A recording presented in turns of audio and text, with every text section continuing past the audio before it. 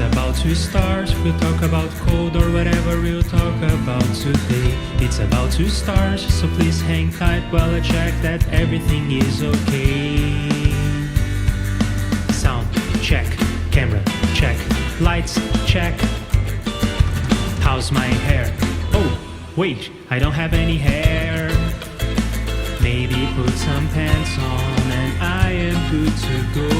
So get ready wherever you are, 'cause this stream is about to start. Get ready wherever you are, 'cause this stream is about to start.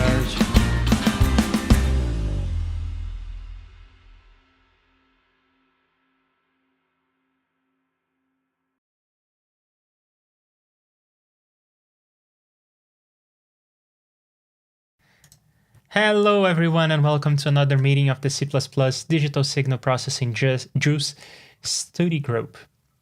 Pronunciation is hard. Study Group. Hello everyone. Hello Fascis. What's up everyone? And we also have here on the call Cwits. Hello. Hi. And Bo is with us. Hello Bo. Hey. All right, so how is everyone doing? We were just talking about how we are not all doing okay. Yeah. I'm Cwits is doing okay, right? Oh yeah, I didn't hear what Cwits was saying before the stream began. I don't know. I saying that I'm doing right. Okay. Oh, cool. No, nothing much. And Fotis was mentioning how he went to a concert. Was it your first concert after COVID? After the lockdown? It was one of the first, yeah. It was the first big festival after the lockdown, that's for sure. And it was probably one of the biggest festivals I've ever been. And I got to see this once. I hope my camera doesn't show it mirrored. No, it shows it correctly. Yeah, Slipknot, Sepultura, Ginger, and 3 more bands. So yeah, it was the first time I ever saw Slipknot. It was, I always wanted to see them. So, and I came back with COVID, but it was still worth it. And I've almost fully recovered. That was the bad news. The good news is, I don't know if you guys are going to believe it, but a couple of hours ago, I made my first ever JSFX. What? Nice. Okay. Yeah. Actually, I didn't code it from scratch. I ported an Air Windows plugin based on the tutorial that Mark Heath has created. So Mark Heath, if you're watching, thank you so much. And I'm going to show you later what it does and what I plan to do with it, and I'm going to need your help. Okay, yeah, sure. And this concert, did it feel the same after lockdown? Because I went to the first concert after lockdown, I think it was last week. Yeah. It felt different. It felt weird. It felt weird to be near so many people not wearing masks. I didn't get COVID, so at least that much is good. But I don't know. I'm not sure I am up for it anymore. Or maybe I'm just getting old. Maybe it's that. I would definitely not go to a Slipknot concert. No, it was definitely surreal. It was like I had almost forgotten how it felt to be in such a big space, surrounded by so many people. And like I said, everybody felt the same. Everybody just wanted to vent. Everybody was just sick of all the lockdowns and stuff. So it was nice that we all gave it our best shot and screamed and kicked and punched each other. Yeah. I don't know. As for me, I think next time I'm going to watch the DVD. I think I'm going to watch it on YouTube. I don't know. I'm not feeling great about going out on concerts anymore. they were using a big screen, so if you didn't want to join the big crowd, you could just go in the back and watch the whole thing via a huge flat screen. So you could be there and at the same time be safe. Yeah, So the concert I went to was much smaller. It was Jacob Collier, so he's not in a festival. He's like a relatively small venue. But this is not right feeling. If you watch it on the TV or big screen. I don't know. I mean, the sound is usually better. There is no risk of getting COVID. No one is going to step on your feet. There are advantages. I don't know. Yeah, I was wearing earplugs because I want to save as much of my ears as possible because I want to keep doing audio production. And I feel sorry for all those people who go to concerts every time without protection, and then they have tinnitus all the time, and I'm very scared. I don't want to. I will eventually go there if I keep doing this audio work, but it's the saying that says, give your ears more years. If you're using earplugs, protect your ears as much as possible, especially if you're going in Slipknot. Yeah. All right. So let's start with the actual updates for this meeting. Yeah. So do you mind if I go first? Sure. Yeah. So my update is relatively short. That's why I wanted to go first, because I am sort of cheating. I worked on the Automixer and I worked on the electronic stuff that I mentioned I would last meeting, but I don't have a lot of new stuff to show. So for people who are interested in knowing what I have been doing in the Automixer stuff, I have been streaming the whole work, and yesterday I streamed on Aria's channel, IDDQD Sound, about electronics. We modded an SM58, a Shure SM58, the microphone, in two different ways, doing mods that people talk about online, but we tried to bring some science into the thing and actually do measurements of the frequency response, some recordings to listen to the mods and how they would affect the sound. Anyway, I did some electronic stuff, I did some Automixer stuff, but I didn't do any C++, because I think that last meeting I really nailed the last unknown about translating JSFX into C++ with that idea of global variables and how they can be used to communicate between plugin instances. So I'm pretty confident that whatever I write in JSFX, I will be able to port to C++. So in the series of streams that I have been doing in my channel, I have been exploring how the instances are going to communicate, what parts of the data structure are necessary, and how are they going to coordinate, what computations do we need to do, how do we compute the sliders and whatnot. So most of the progress has been in that front. But I do want to share with you all 3 things that I haven't mentioned in other places. And those are 3 resources I have been using to learn about electronics. They are really good, so I wanted to share them. So first of all, I will need to change to this. And oh, Fotis is showing up, great. So first, it is this channel, Moritz Klein. I think that's how you pronounce this person's name. And this person is doing a series of videos on synthesizers. So it's not on really effects. It's not on like compressors and that sort of thing. It's the kinds of things you would find on a synthesizer, like voltage-controlled oscillator, voltage-controlled filter, low frequency oscillators, those kinds of things. And he builds everything from scratch. But the nicest thing is not even the schematics and the build, but the fact that he explains everything from scratch. So if you don't know how an op-amp works and how you can put it to work in different kinds of contexts, he explains how an op-amp works. He explains the basics of even resistors and capacitors. So from the very beginning, so if you are just getting started into electronics and you are into synthesizers, great channel to watch. Yeah, and if you, I can see here that he has designed the sample and hold circuit.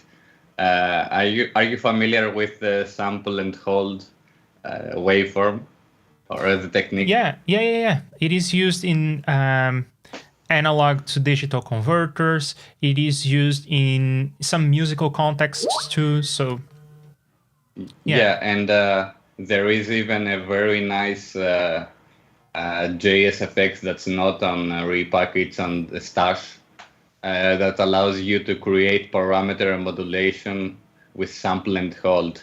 And you know, as a bit of trivia, do you know who else is using sample and hold? Well, this guy right here.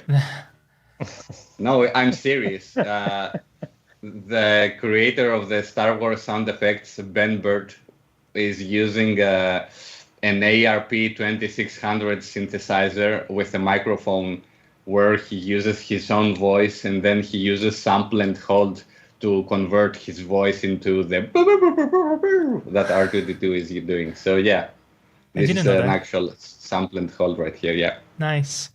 Yeah. So I suggest that if you're interested in following along, start with this the VCO part 1, because that is, I think, one of the first videos in the series, and he explains the basics of even resistors, capacitors, circuits, that sort of thing.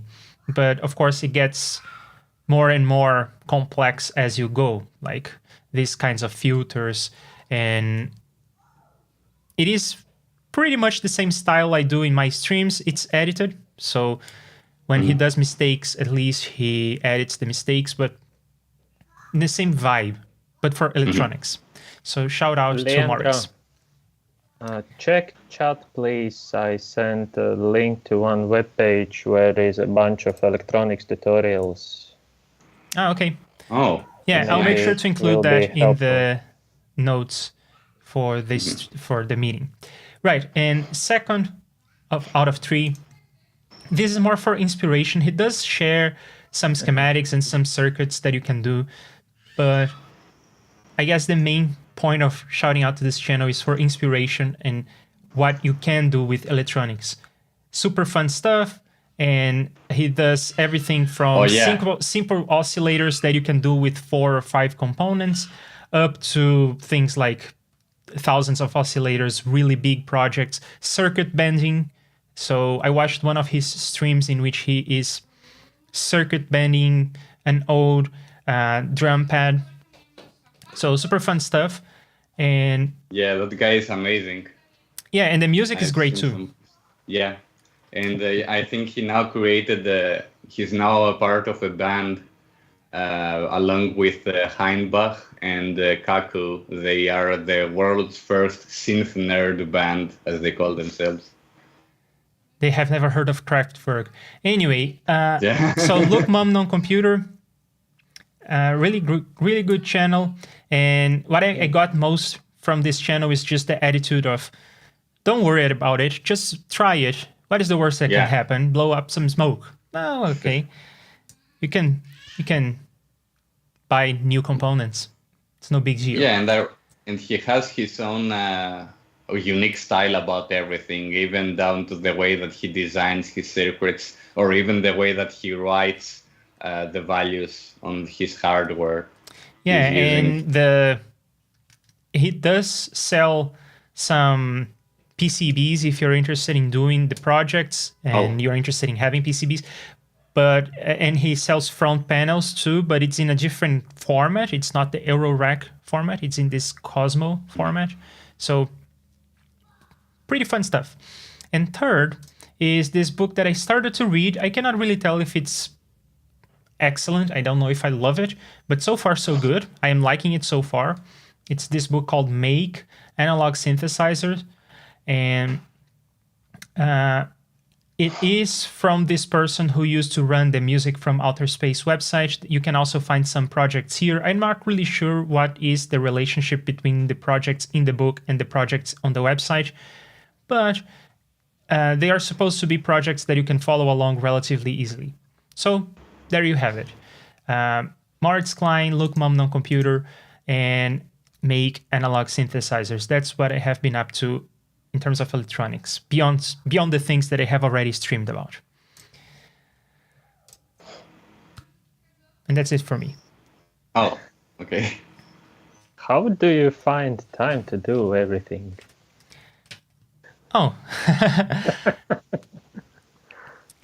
No rest for the weekend. Oh, yeah, I No do sleep. rest. Over the weekend, I was at the beach. I spent almost the whole Sunday at the beach. Nice. But I was at the beach. I was at the beach reading the synthesizers book because it was a relaxing place. I wanted to relax. I wanted to read something. That came in handy. So that's how I find time. It's something that I enjoy doing. There's always time for science. By the way, when I realized that that guy Luke Mom No Computer is a genius is when I watched his video about creating a synthesizer using the sound chip of a Sega Mega Drive.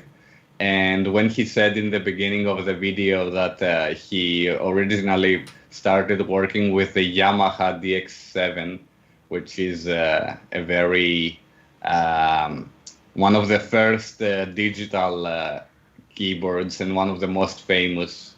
But Look Mom No Computer said, I had one and then I threw it away because it was garbage. And then I said, there's my guy.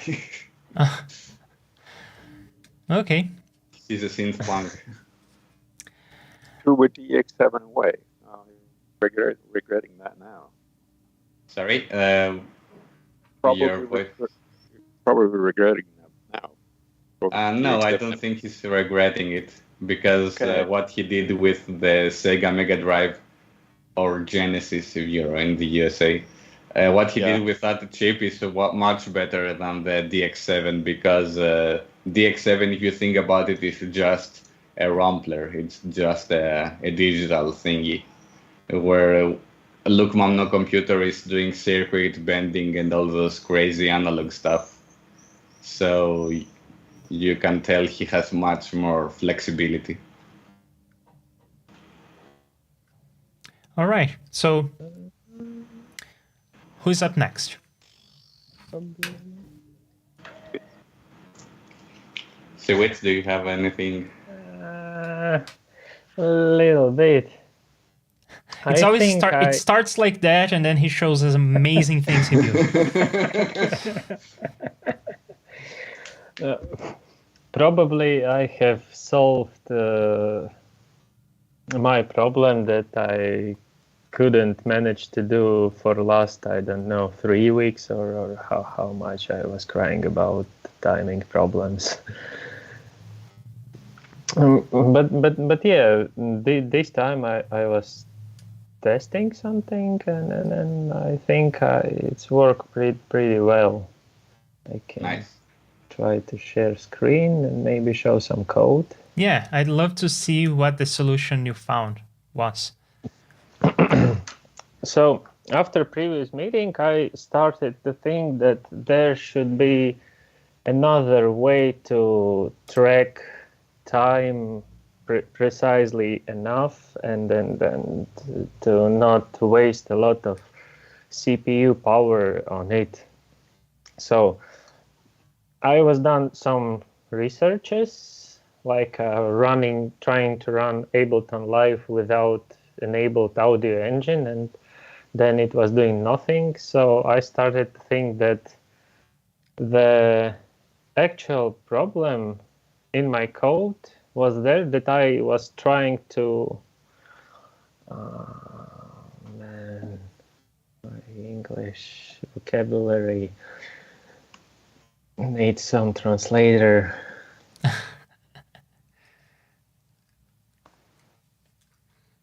that I wanted to process audio and MIDI things separately, but it should be done in one whole thing. Like so previous time I was running like a timer sound. You was saying something like this, where I'm doing a buzzy loop and then trying to sleep. Yes, some time with this. But I found also one good example on the GitHub, which one helped me a little bit also.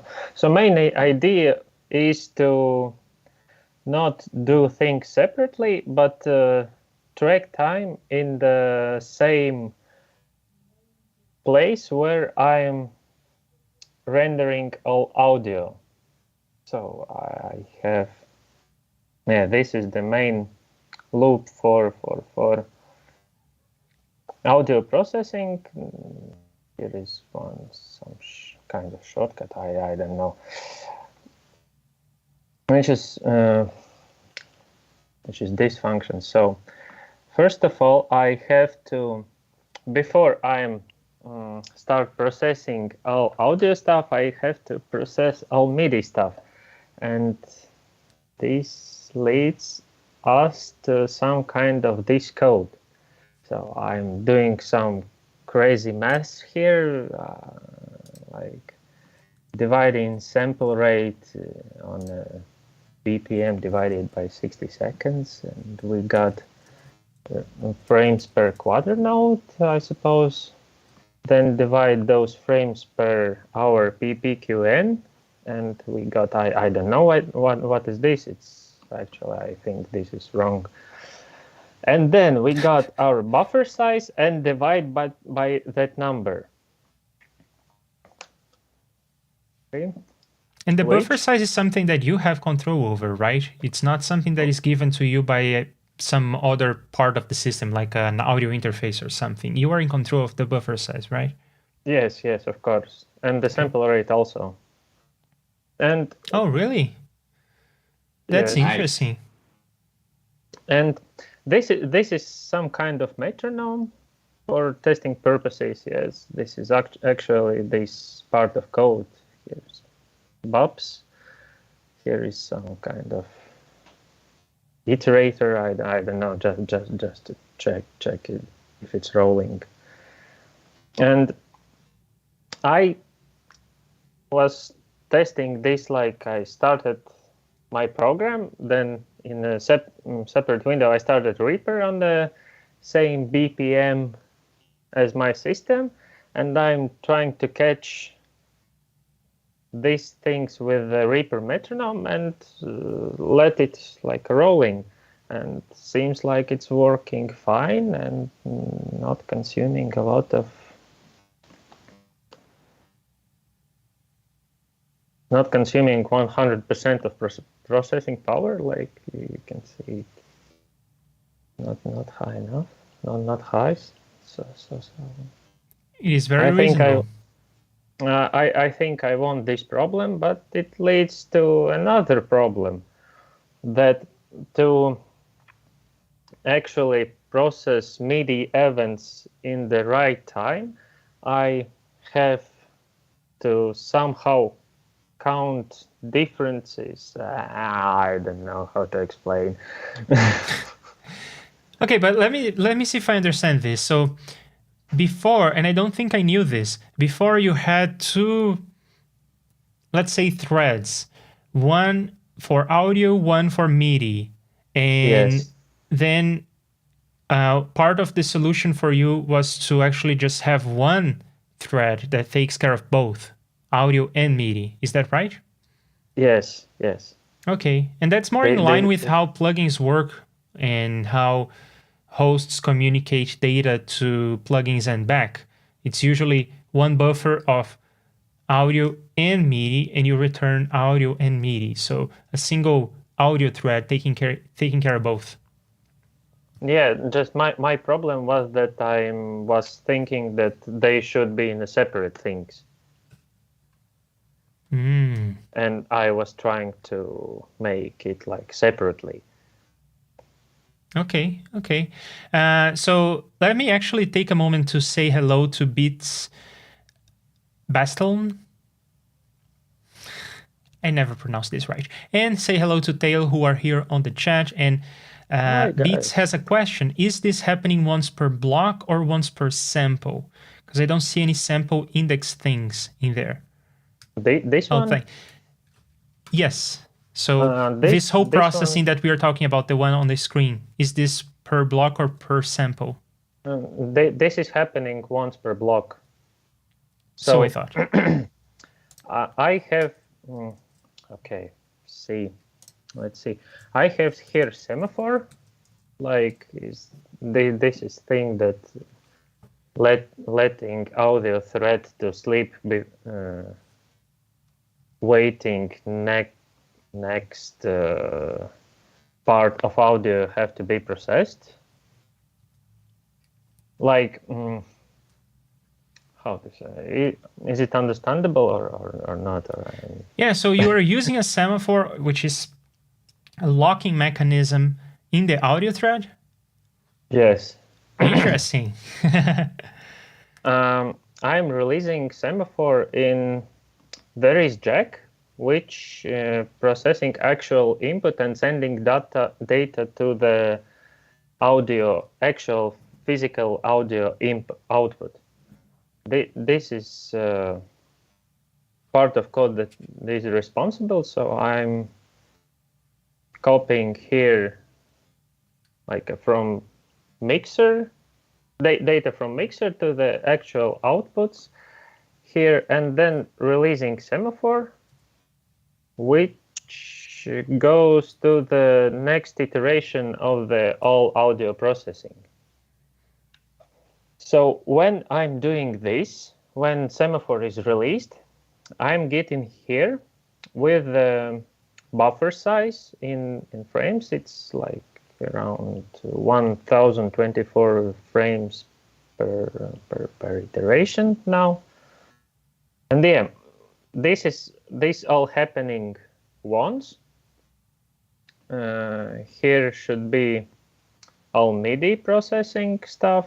Here is audio, and finally mixer.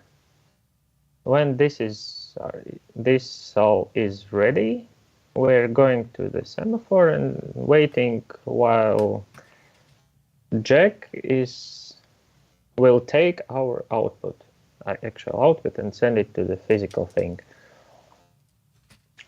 And yeah, this all happening once per block. I'm not sure about why I'm dividing frames by this magical number. I don't know really. Yeah. I found something similar in the GitHub, in the one GitHub code, and it helps me a lot. Yeah, I was Maybe actually going to bring this up because I was doing some research on something completely unrelated. I was doing research on how to send CV, how to send control voltage from a computer into an analog synthesizer. But something came up and someone was doing something with a Raspberry Pi that was related to this, and they mentioned this thing called Traction Engine. It is an open source engine that is probably related to the kind of thing that you are doing. So I wonder if you know about this and if you took inspiration from it to solve some of these problems. I have seen Traction Engine. I have watched it a couple times, but mostly no. I didn't checked deeply inside of it because it's also based on JUCE, as I got. Maybe I'm wrong, but in the bottom of Traction Engine there is JUCE in the base, like a base. Is it the same traction that created the waveform, the DW? Yes. Oh. Yeah. By the way, I was going to say about this 23 frames, maybe you're using the Ntsc frame rate, which is 23.976 frames per second. What? You know, there are two standards. The PAL standard, which is 25 frames per second. And this is, I think, the European, and I think it's also used in Russia. And the Ntsc standard, which is used in America, and it's using 29.976. But there's also the standard film format, which is 23.976 frames per second. I first time hearing about that. Sorry, can't comment. Fotis, what is the relationship between this video frame rates that you were talking about and the issue at hand here? Because I missed the connection. I know, I don't know, because Cwits said that he found these 23 frames and in a code somewhere, and he doesn't remember what it meant. And I just made an assumption. Okay, so maybe it has to do with video and how that relates to audio, to playback in sync. Yeah, okay. I just want to say hello to Erkan. He's coming from Arya's stream yesterday and wants to know what we are up to. So yeah, we are studying C++, digital signal processing, and JUCE in varying degrees of background, and some of us are focusing more on the digital signal processing part, and I am doing electronics stuff. But the goal is every 2 weeks we meet, we share what we learned, and in particular what we are looking at right now is Cwits' project. He's doing a full DAW, really. It's a whole engine to record and play music and sequence MIDI and all that, using a Raspberry Pi as the main brain and an Ableton Push as the controller. So that's what we are looking at. And Cwits was struggling with this issue of how to record stuff in sync. And that's the solution he's sharing with us today. So the main idea about everything you see on the screen is that when we're getting here, we have to process 1024 samples. Yes, like we have to process next block, and we can count how much pulses per quarter note, which is used in MIDI things, is happening in those 1024 frames, and then manipulate with this count to process everything. I suppose, yeah, something like that. Okay, let's see if I understand. So you mentioned how now there are no longer 2 threads for audio and MIDI, but a single one. So you're trying to interleave the work of audio with the work of handling MIDI. And audio happens more often. For instance, in this case, there is 1024 frames. So that's a number that is bigger than 960. That's the number of MIDI events, MIDI things that could happen, and you're trying to intersperse them? You was right when you're saying that I'm trying to interleave, but audio things happening less often than these MIDI pulses per quarter note. Really? Oh, because we're not talking about samples, but buffers? Yes, we're talking about blocks of audio. Ah, okay, that makes sense. We're processing like 1,000, like a buffer size samples.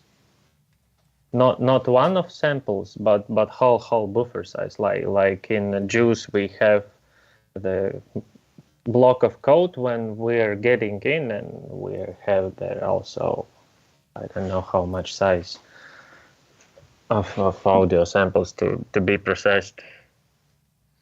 Yeah, Beats has another interesting question. When it comes to this metronome thing that we are talking about, if that is not sample accurate, wouldn't that sound a bit sloppy? Or because you can only process stuff in blocks, so if it needs to happen like in the middle of a block or in the next to the end of a block, wouldn't that offset things in time when it shouldn't? Or do you maybe have block sizes that are really small, so it's not an issue? And they also ask if you've tested this with sound. Yeah, that's the actually next problem I have to solve. Like how to place events precise enough in that block.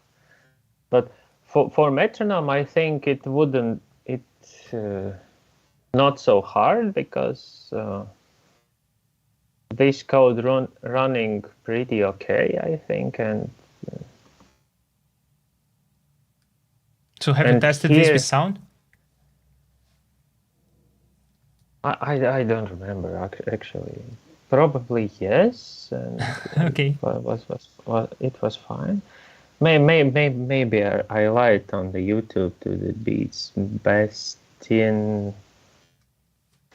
Sorry, but it getting quite hard with MIDI because MIDI event can occur on the end of the block, on the middle of the block, and on the start of the block, and I have to manage somehow to get them processed accurately.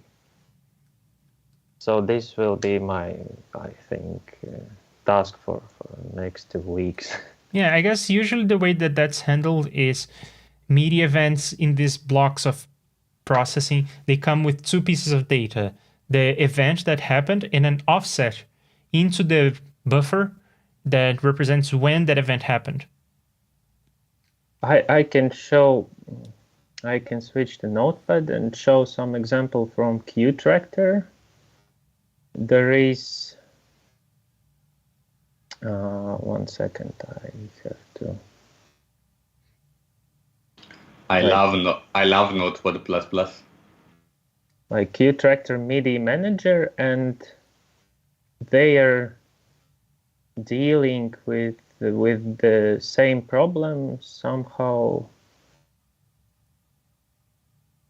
Like this part of code. So they are comparing actual event time with the end block time end, and somewhere it was start also here it is.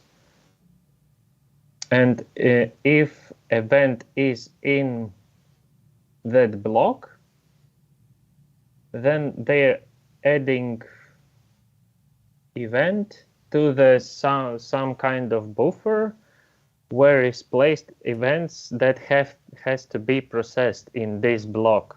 And then I didn't check further how they processing these events actually, but they're doing something like this.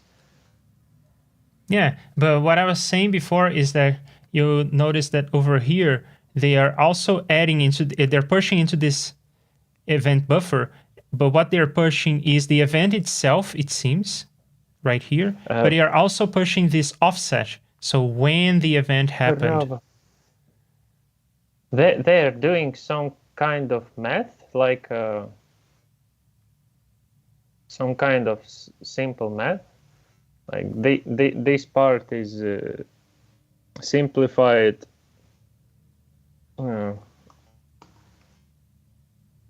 if block, yes, but it's written like something like that.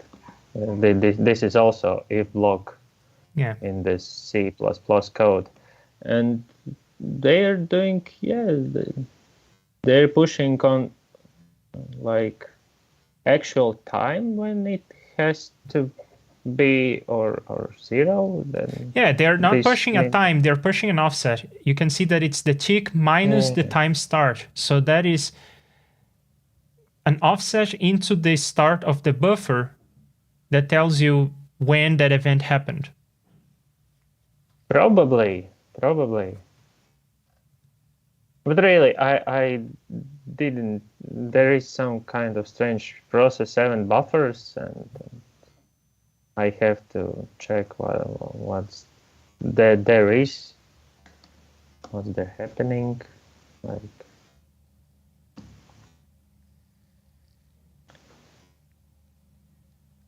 here is some LV2 events, and I don't know what they're doing. Faucis is probably noticing the lack of clap support on this. Yeah, this is an outrage.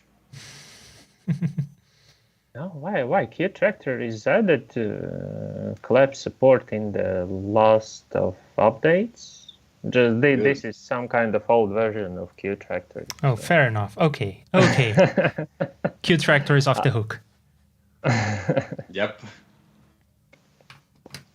So somehow they are doing this, and I have to manage my own way how to do this. Probably I got some ideas and just have to code them.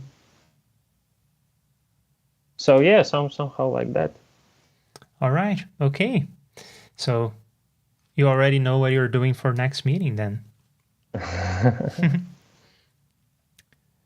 Is there anything else that you'd like to share? No, I think it's all for this time.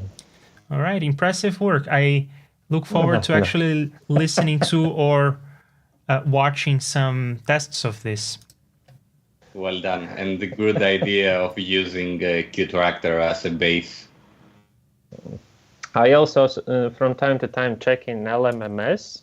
Mm-hmm. But Qtractor looks like more better written for me, or more how to say that?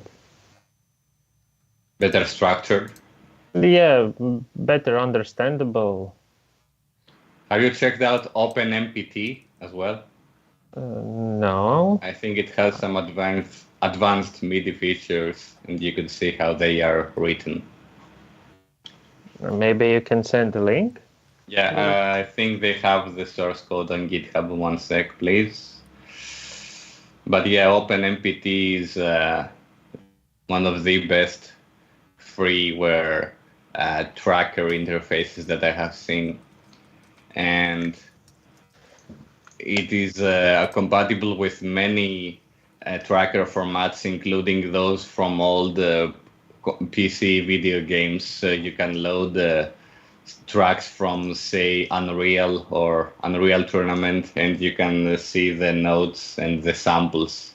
Oh, cool. It's pretty cool. OpenMPT. I thought that I know all open source DOS and audio processing things, but seems like no. No, every single week it seems another DAW is coming up. We have Meadowlark, we have Stargate, and there is another one called Blockhead, which is not open source for the time being, but it is. You can download the free public alpha version, and it's very promising indeed. Okay. So it's fun that every single person is creating their own DAW nowadays and tailoring it to their own needs. Bespoke started as that. I approve of this feeling of, I'm going to do it myself. Yeah. Make your own DAW. Stop complaining about the ones that exist. Yeah. Okay, so Faucis or Bo, who wants to go next? I can go. Okay. Sure, yeah. Okay. This microphone. Well, that's it. Right. Oh, we can still have trouble hearing you. Okay.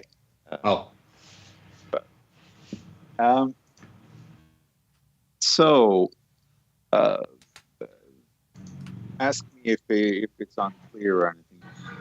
So, what I've done is I've downloaded a Git command.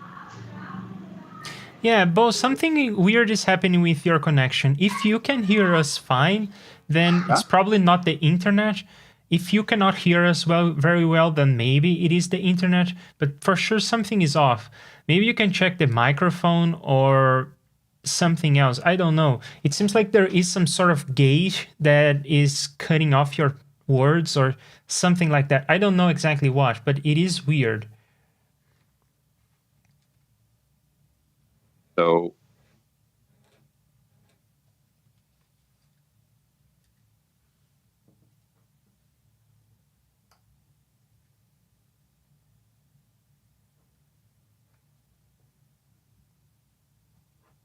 Yeah, okay.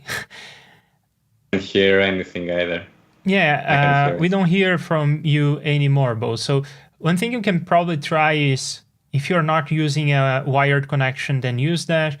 And if you are maybe using some fancy audio setup, try to turn off effects, or maybe try to just restart the whole thing, go out of the call back in, that sort of debugging routine that we all know and love. But perhaps we can hear from Fotis while Bo is figuring these things out, and hopefully we will be able to hear him better when he comes back. But yeah, so Fotis, you already gave us the bad news. Now give us the good news. The good news is that somehow I made a JSFX that works. I made my first port of an Air Windows plugin using, Bo just typed that he'll try and troubleshoot. Okay, thanks. So yeah, Mark Heath posted a very helpful, and I'm going to share my screen now with computer sound. You should be seeing everything by me. We see your Reaper. Yeah. And my total commander. Yeah, and I guess first thing to note is look at the bar at the top. Yeah. Congratulations. I am. Thank you. And yes, my actual name is Fotios. Fotis is the short version. So yeah, I'm still not crazy about the all caps. I didn't think about, but maybe in versions Reaper 7, I'll buy it again and I'll type it correctly. Anyway, so I'm going to. And how do you pronounce the last name? Kyriazidis? Kyriazidis, yes. Now, if you want to get into nerdy stuff, the D is actually a delta, and in Greek it's pronounced the, so the actual pronunciation is Kyriazidis, but for international reasons, we just go with a D, Kyriazidis. Did you try signing up with a delta in there? Because systems are supposed to handle it. Yeah, I don't want to risk it. Anyway. So this is the tutorial I followed. He used Mark has already created a nice template, which is essentially his other JSFX ports. In the beginning he loads one of his previous ports, which is the Air Windows 2 Tape 6, and then he uses that to and then he replaces a few bits of code here and there. And he creates a port of Verbity, which is a reverb. And what I wanted to do was the Baxandall, and I thought that Mark had done a port of that already, and turns out that he did. It turns out that he did, but for some reason it wasn't showing up in my Reaper, and it turns out that I later found out that he had actually misspelled it Bandaxol. But this misspelling turned out to be a blessing in disguise, because it actually forced me to follow his guide step by step and do the same thing on my own. Sorry, I'm going to show it on the Reaper. And then you compare it to his version? Yeah, and at the end I compared it to his version, and I only made one big mistake. Which was here. I accidentally had left these parentheses here, because you're supposed to replace get sample rate with S rate. But then the JSFX compiler is gonna catch that mistake, right? It's gonna complain. It did complain, but it wasn't understanding why it was complaining. Fair. Because the error was reporting something different. Anyway, So I was a complete noob about JSFX, but even thanks to this little tutorial, I figured out a few things. So I'm going to say what I learned about JSFX today, and I guess my homework for the next time will be to binge watch all of Leandro's JSFX videos, including the one with Aria. So, well, it's going to take some time. Yeah. Aria and I were talking about this yesterday. It seems like we are at about 50 streams together. And I have probably 3 times that, maybe 4 times that many streams on my channel. It's around one week of total video. Yeah, it's a lot. But yeah, some of it is me going into the wrong places and exploring ideas that don't pan out. So you may want to skip those. Yeah, I can skip those. So this is what I figured out. So these are the arrays, right? The init one. These are the sliders. I knew that. That was the only thing I knew before that. Hang on, scroll up. I already have a question. Okay. Where you see things like treble AL X. Oh yeah. Yeah, I don't think that is what you want to say, because X is 0, as you can see on the upper bar. X is 0 because it hasn't been initialized, and by default, variables in JSFX, when they are not initialized, they are just 0. But then you're just saying a bunch of zeros in a row. Yeah, Mark is still learning things about JSFX, and the algorithms he does are kind of weird. He essentially, because the original Air Windows plugins are written in C, not even C++, and he's trying to figure out how to convert all those algorithms to JSFX, and some of his methods may seem ugly, but the thing is that I actually nulled this one with the actual Air Windows plugin, so I know it's weird what it does, but it does it exactly like the Air Windows plugin. What I'm saying is this whole loop doesn't do anything. It's just, for one thing, unlike C and C++, in JSFX, all variables are guaranteed to be initialized with 0. So you're just... treble AL of X is already 0, and you're setting it to 0. So of course, it will probably continue to work because you're just saying that 0 is equal to 0, and then it's a no-op. I'm just pointing out that this block is unnecessary. Yeah, the thing is that this one in the original Air Windows code was a 4, I think.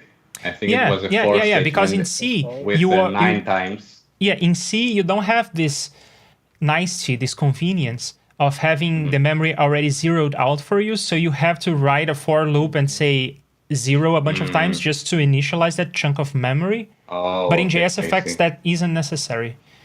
And okay, should I try removing it and see if it does anything? Let's load our friend here. So, sorry, I'm going to place it here, and let's remove this thing, right? Probably that's right. Yes. Yeah. Wait. Sorry. Yeah, it didn't do anything. Yeah. Yeah, it's the same thing. So yeah. Thanks for making my code more elegant. Sure. And then we have the free mems, the blocks of memory, right? Yeah. And this is the floating point D there, I think.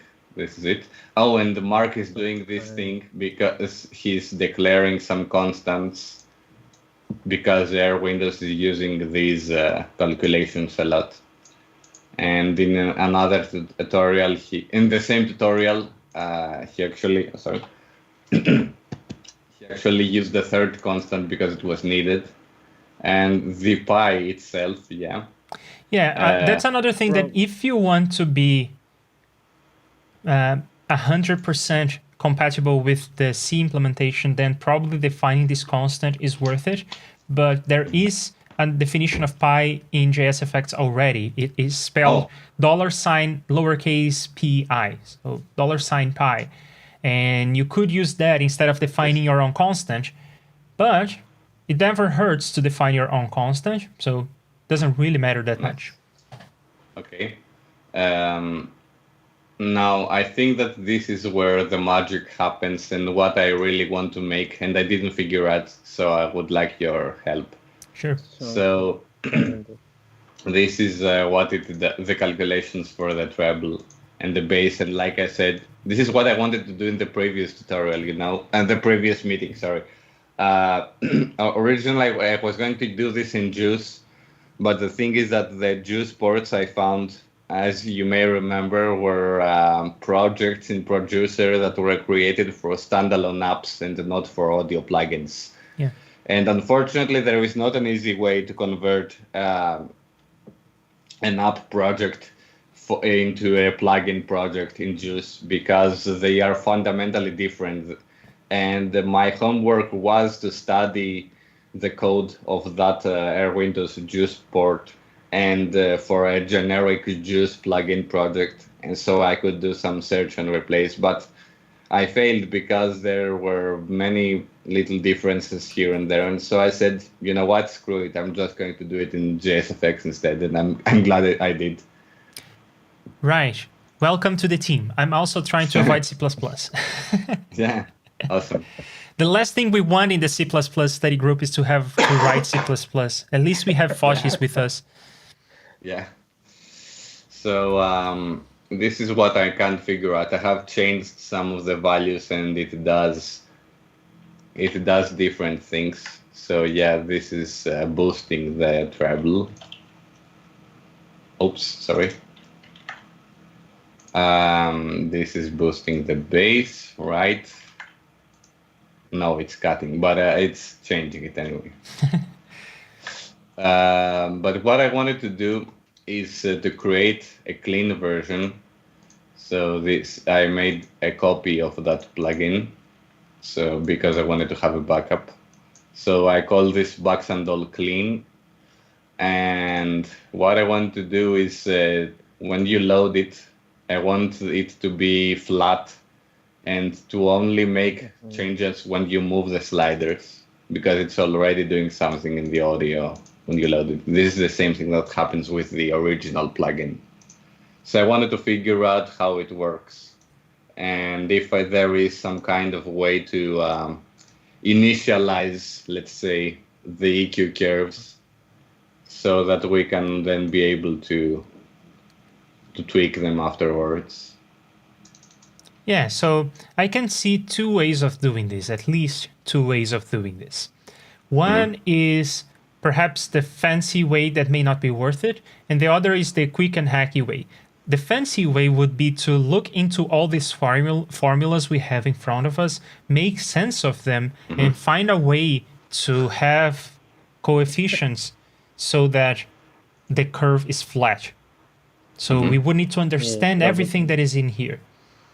The quick and hacky way, which I think is probably better, is to check, are the three sliders at 1/2, I guess, in this case, are the three sliders untouched? If so, skip the whole code. Don't process anything. Just skip the whole block of code. And that will guarantee to give you a flat curve because it's a true bypass. But there is a problem, Leandro, in your hacky way that if you touch any of sliders slightly and little bit, it starts to changing from the original position, but not from flat. No? Yeah, you are right. Yes, I would. I say just by looking at the graph, I would say that it's probably negligible, but you are right. No, it depends, of course. It depends of Forte, how he wants to do this. Yeah, absolutely. Yeah. But it is probably something that you wouldn't be able to hear. Yeah. So would there be like an algorithm to make a bypass? Yeah, sure, absolutely. And it's relatively straightforward. Go to the sample section of the code. Sure. Here it is. Yeah, so what we can do is check that the sliders are in their neutral position. And we can do that because you have the names of the sliders, right? I don't remember what they are, so perhaps scroll above so we can see the names of the 3 sliders. Oh, they don't have Treble names. basin. No, the sliders don't have names. They're named slider 1, slider 2, slider 3. So go back to the sample section.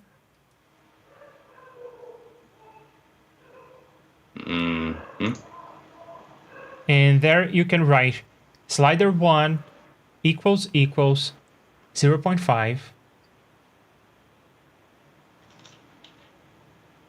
In this line, right? Above. Oh yeah, I guess let's not say equals. Let's say exclamation mark equals, which means not equal. Oh, not equal, yeah. Or which is pipe.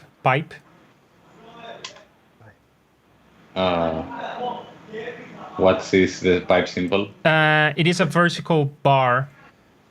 Oh, this one. Okay. Yeah. Yeah, that.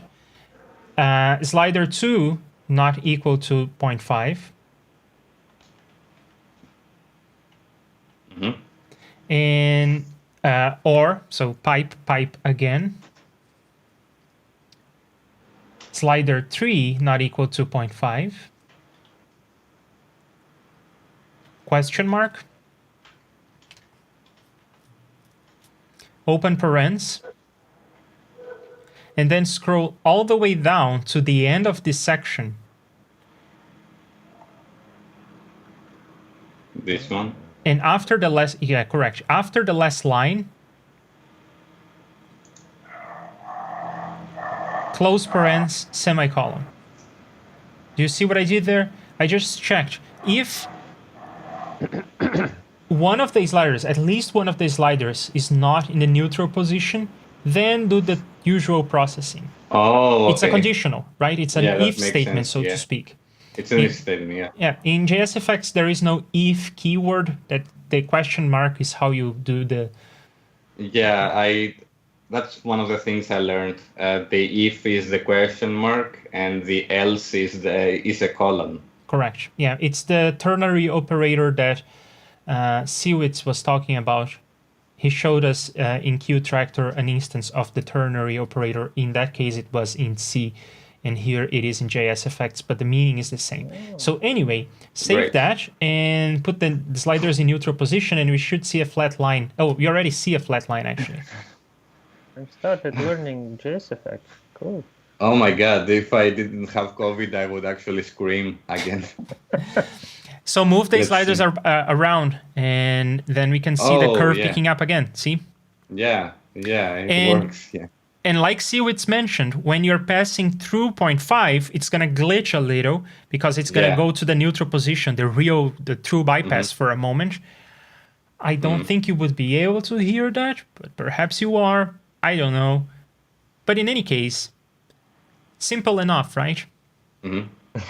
Yeah, it's good for a start. If I later become better at JSFX, I could smooth this out, I guess. Yeah, and but I guess one thing to be said is if it really is the case that you cannot hear the difference, the true bypass really makes no difference, then I would argue that it's a good thing because you are saving a lot of CPU when you are in this mode, right? When you are in this mode, see how the effect is taking 0.1% CPU?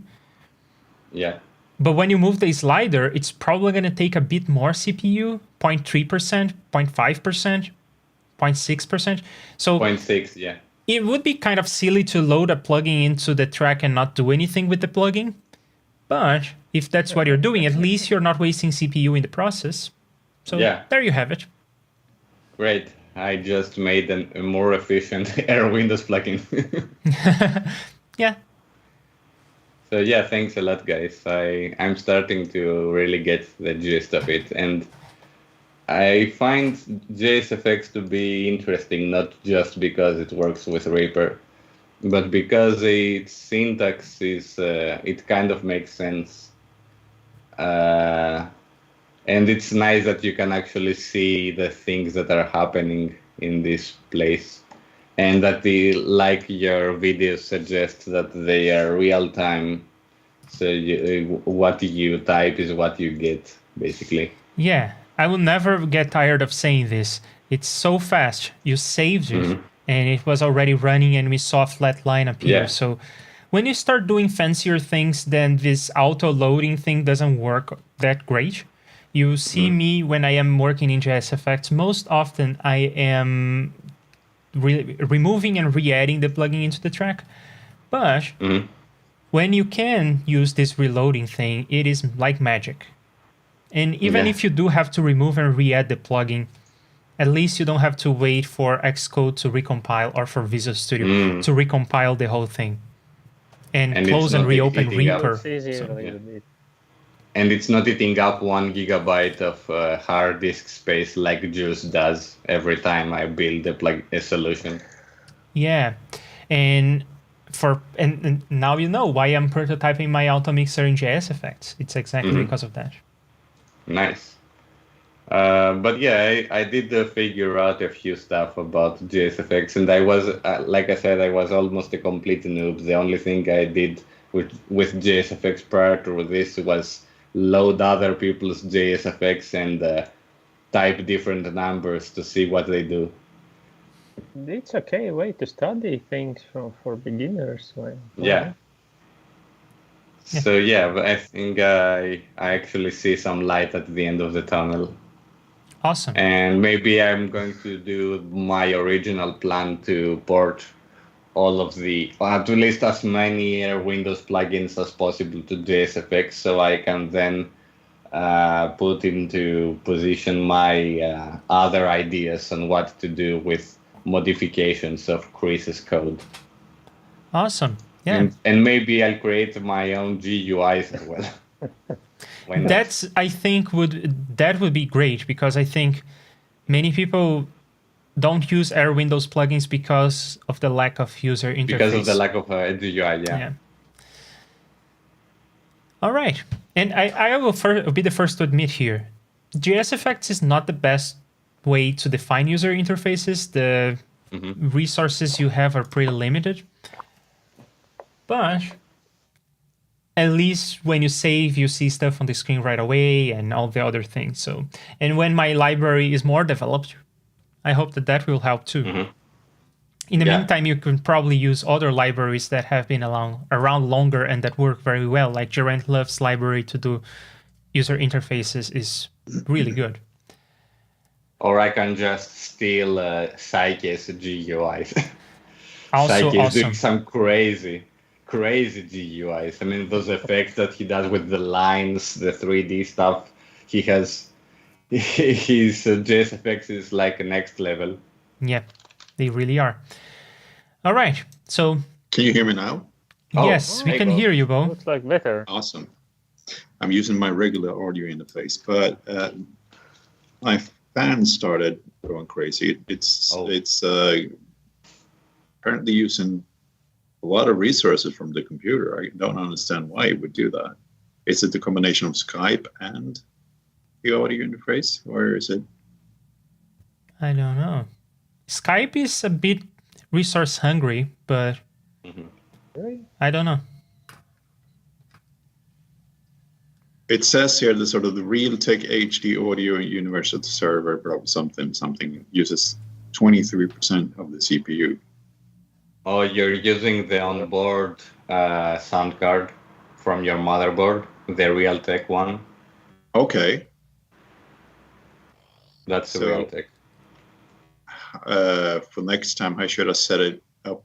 I should have do a proper setup with the audio interface. Isn't the audio interface the sound card? No. Why is it using the computer sound card? Yeah, I think the Realtek is the one that's on board on the motherboard. Okay. I don't know if it's if you're using that instead of an audio interface. I'm using the audio interface, so Oh. that should act as the sound card though. So it Oh. should just use the USB audio. Maybe they are conflicting.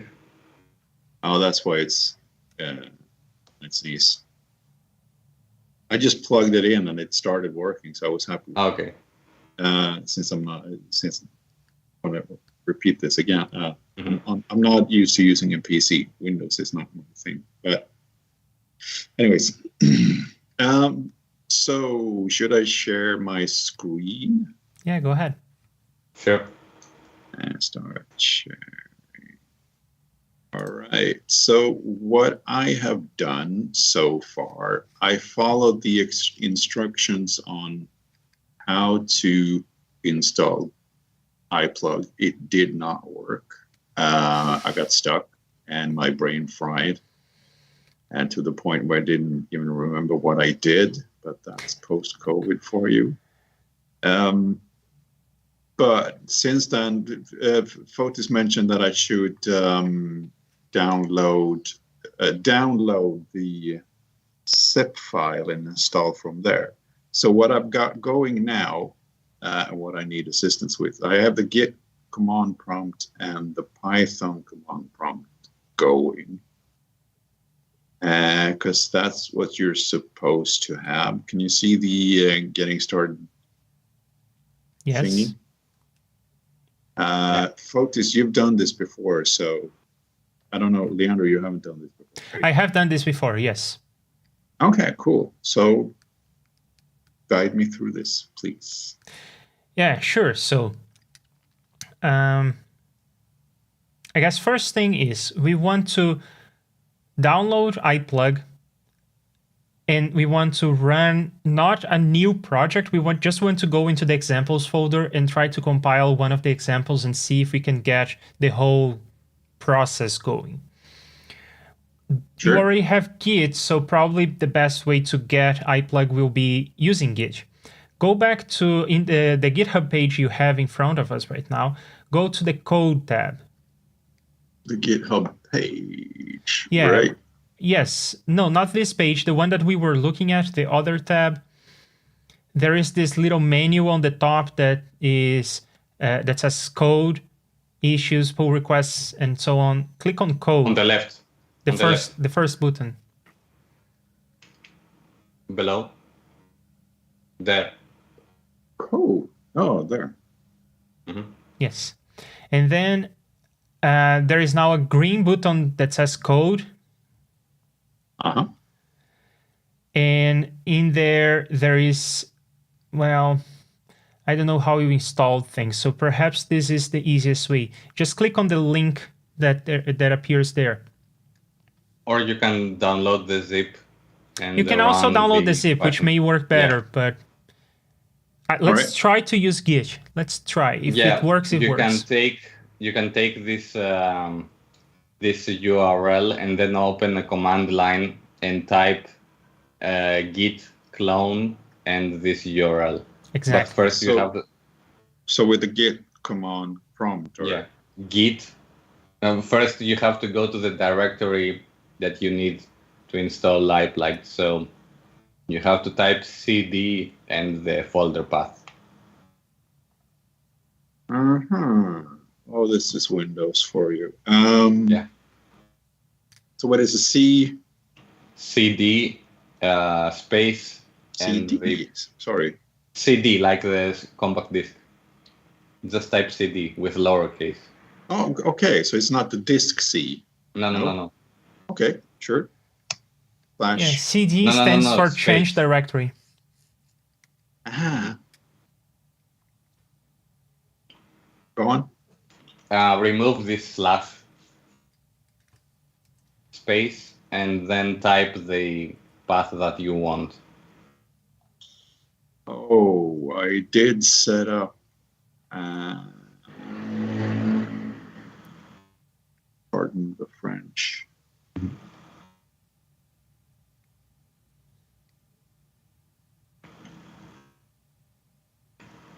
Where this is, feel like such a newbie.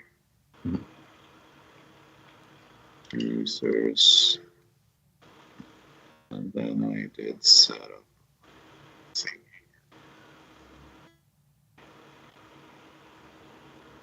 Good night. You could do it in documents, I guess. Or This is the one, development, yeah. Okay, just go with your mouse over that folder path. Click on the white space.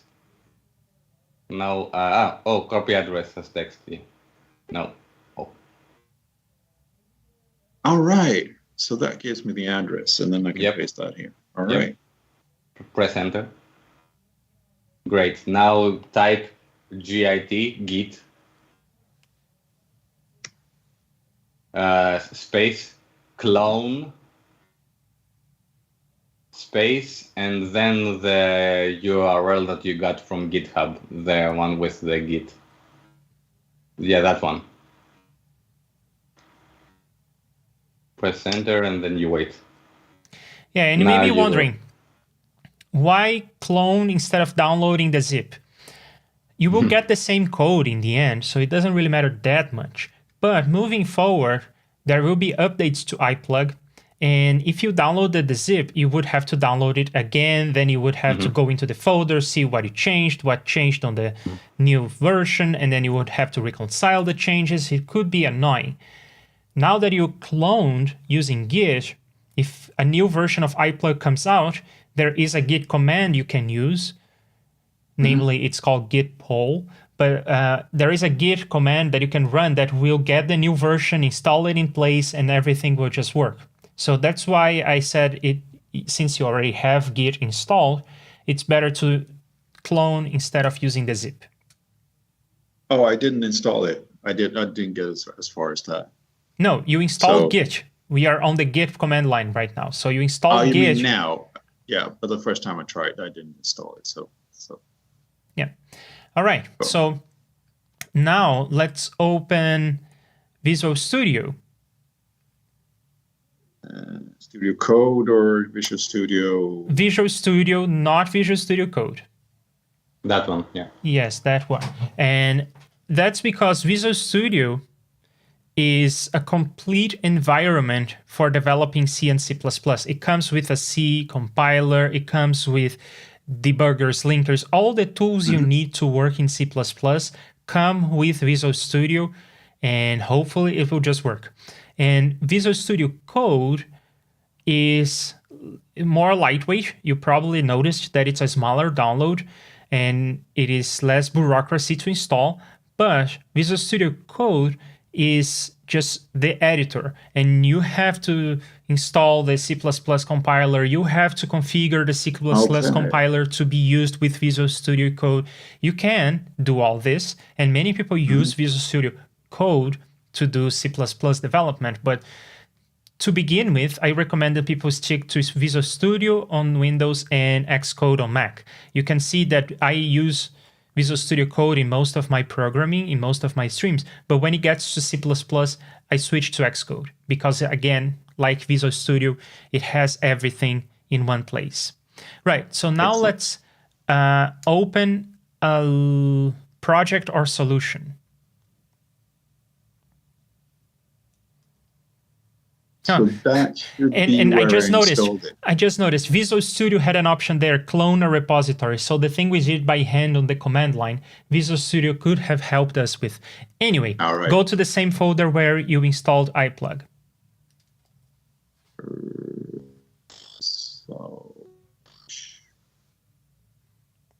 And I want to answer real quick while you're navigating your directory structure.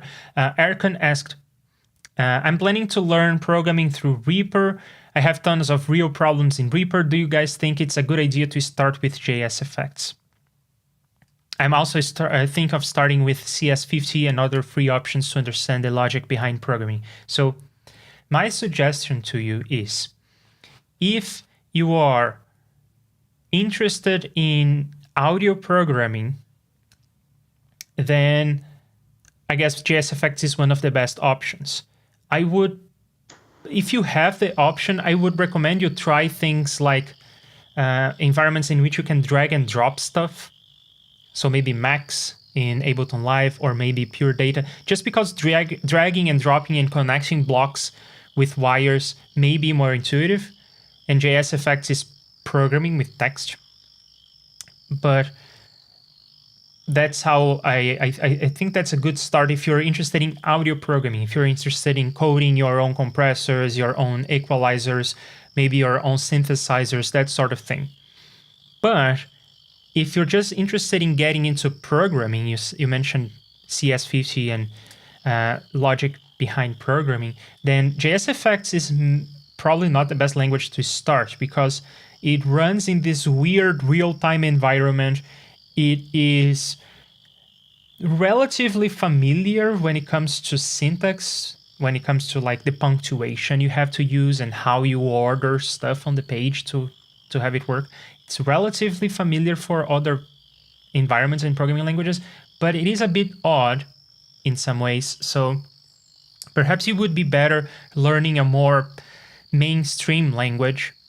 And if you still want to stick to Reaper, you can use Lua or Python, which are languages that have a bigger community, relatively more common syntax, and definitely much more material to learn from, especially Python, but the integration in Reaper isn't great.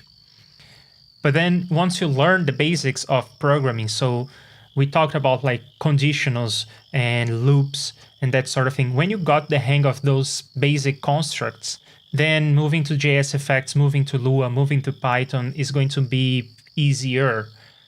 It's never easy, it's just easier. And do you all have other thoughts to share with Erkan?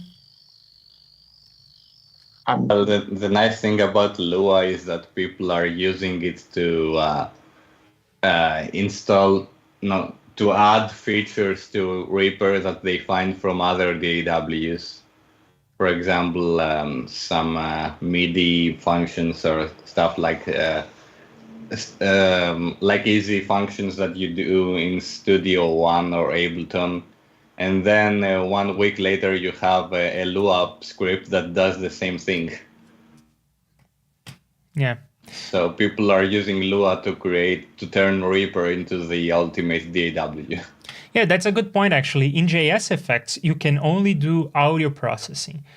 To some extent, you can also do video processing using EEL2. But in any case, you can only do audio processing. In Lua, you can control Reaper. You can pretend that you're clicking around. You can move items in the timeline. You can even do things like envelopes with certain shapes.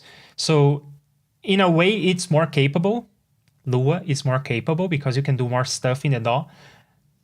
But you cannot process audio in real time. So again, if you're interested in doing equalizers, compressors, that sort of thing, go for JSFX or a visual environment like Max and Pure Data. All right, so Bo is now in the right folder. Go into the examples folder. And let's pick Iplug effect. Is that what it's called? I think it is what it's called. Yes, that one. And then there is this Iplug effect.solution, SLN. .sln, this one? Yes, No. This is a Visual Studio project.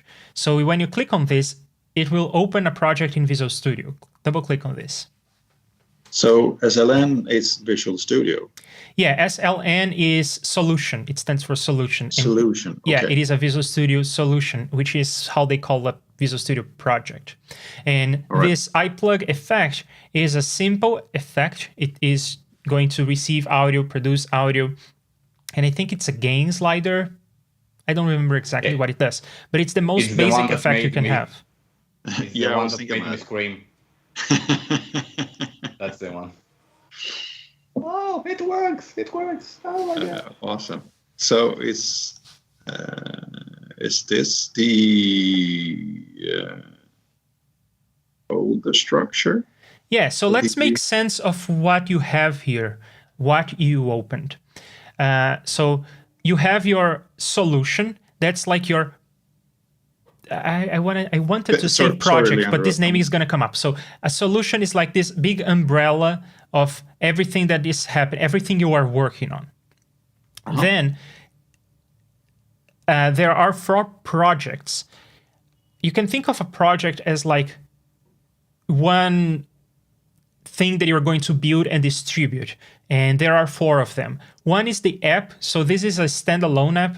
You would be able to run it and it would produce a window. On Windows, it's its own thing. Then VST2, VST3, these are plugins you'll be able to load in a DAW. And AAX is a plugin format, I think, for Pro Tools or something. I have never used that. So it is one solution with 4 projects. And there will be code. There will be code that is shared between all these projects.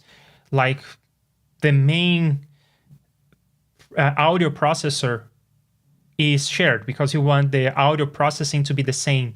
If you're loading in a VST or you're loading as a standalone app, you want the audio processing to be the same. So there will be code that is shared. And some of this shared code is even library stuff that you didn't write, but it's stuff that Iplug 2 gives for you. It gives to you as part of the environment to work with. It gives you the tools to get started. So let's try to build and run one of these. Are you interested more in the standalone or in the VST? The VST. Okay. Before we continue, could we first of all dock this to the left, which is I'm kind of used to having this left area where the full structure is. Yeah, absolutely. I don't know how to do that, but you probably can. I just don't know how. When you're dragging it, some icons appear in the middle of the screen. So perhaps if you drag into one of those icons, it works. Oh yeah, that one. Yes. There you go. Thank you.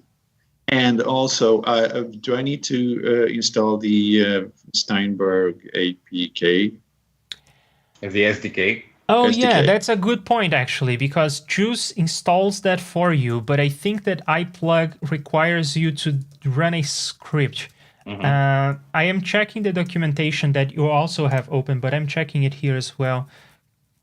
And I will try to get that answer for you. Yes,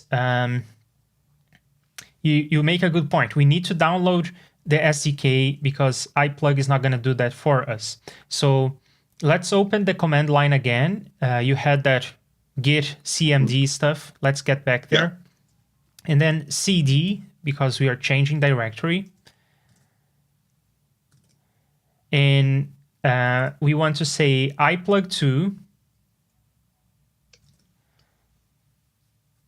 And you can use tab to autocomplete. That may help you. Then slash dependencies.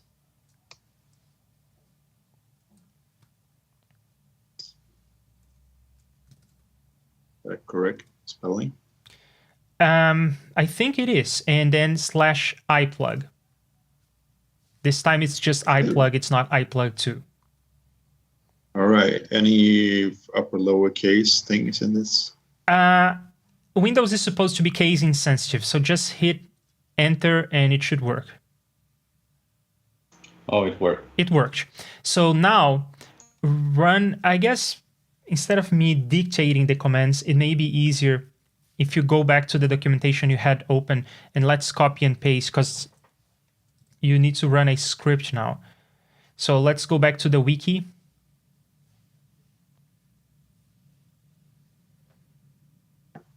Yeah, there. And scroll down, and you're going to find a command that starts with // and then download iplug sdks.sh. It was on the screen a moment ago.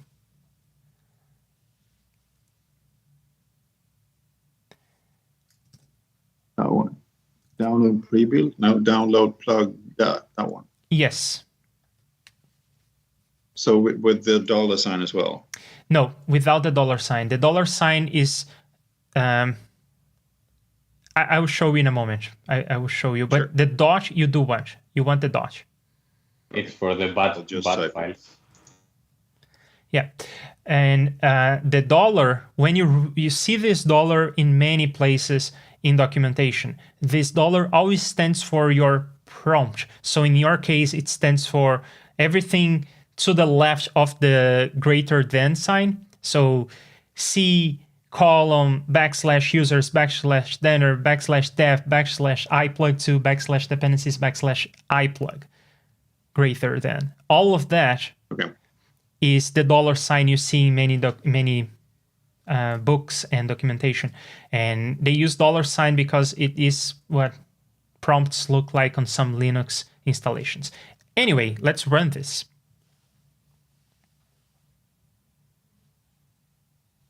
Oh no. I was hoping that the git command line would be able to run this, but apparently it is not. So let me figure out what we could be doing.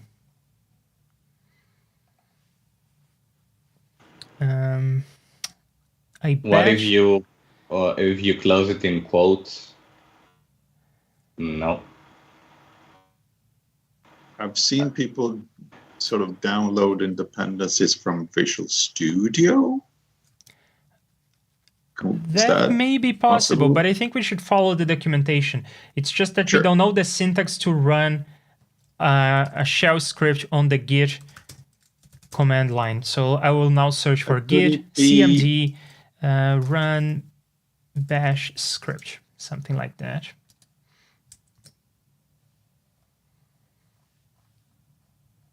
Should we do it all over again, and I'll copy and paste?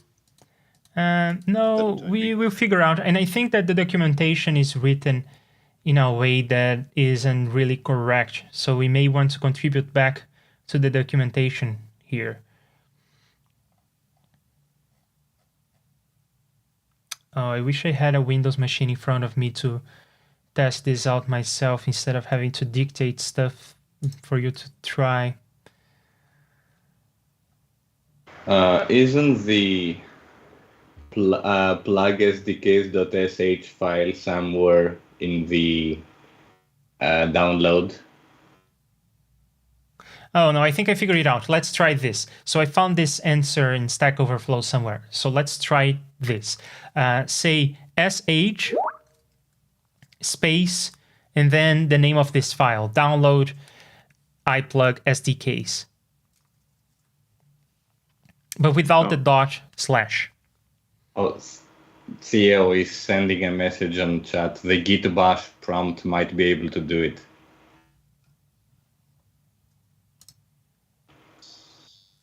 Sorry, what was that again? Is that the correct one? Yeah, try that.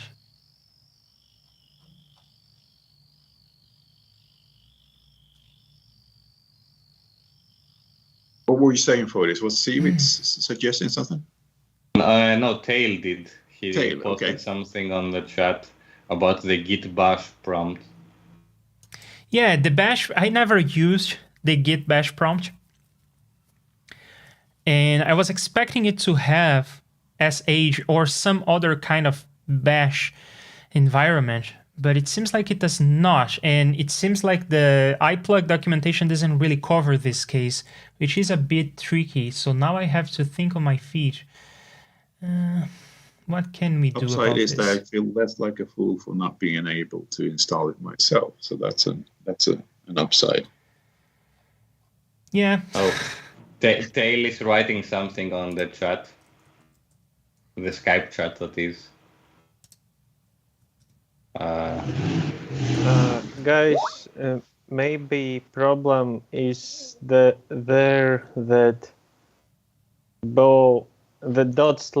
/ is a syntax of Linux command prompt. Oh yeah. Oh but yeah. Not Windows.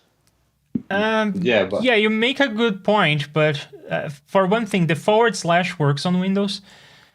It seems like most people think it does not, but it does. / is the same as / on Windows, but the problem is sh is not even available. So, and what Tail is saying on the chat on Skype is that the git bash prompt should be in your Windows start menu, but isn't that what we are running already? Oh, I guess this is the git cmd, so that's a different thing. You are right, we are not running bash, we are running cmd. Of course, that's what this is. Okay, go to your start menu. I thought we were running bash this whole time. We are not. The start menu? Yes, and then find Git on the list of apps you have installed. It will be a folder. And we want git bash, not git cmd. Oh, yeah, thanks, Dale. I'm silly. All right. Thank you, Yeah. Tate. Yeah, so now from the top, we need to do the same thing we did on the other prompt. We need to get to the right folder. So you are So I right could- now in C users banner. You can see on the title I should of... be able to copy and paste this, right? Not always. but you can Perhaps. try. I am not sure, but try. Okay. Or you can right click and choose paste. Yeah, Not when you all right command click, it lines copies. allowing copying. When you Copies the- right click, it copies, and when you right click again, it pastes. So go back and remember to say CD in the beginning. Oh, yeah. And you cannot click on the position. That doesn't work on the terminal. You have to first remove this greater than. Yeah, Okay. selection doesn't work either. You have to just use your arrows in your keyboard. Mhm. Yeah. The old way. Yeah, this is really old school. CD.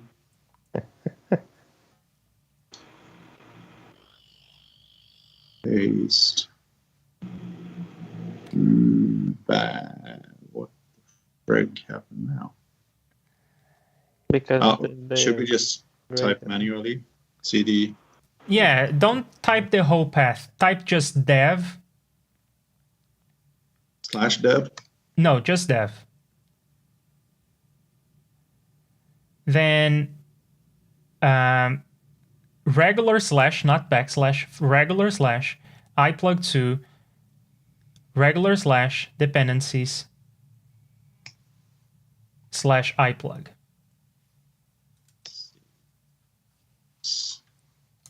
This is Windows or Linux? It is MinGW. Oh, yeah. That's what it is. So it is a Linux environment within Windows. I think that will work, Bo. Can you give it a try? Okay, we are there.